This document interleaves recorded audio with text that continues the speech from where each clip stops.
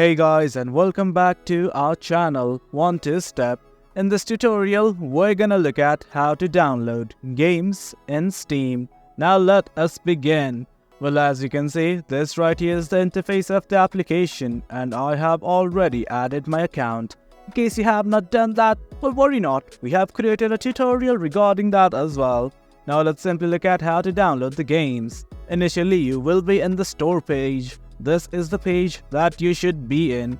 Right here on the search box, simply type whatever you wish, and do note that you can simply download games depending upon their category. For now, I'm simply gonna download a game right now.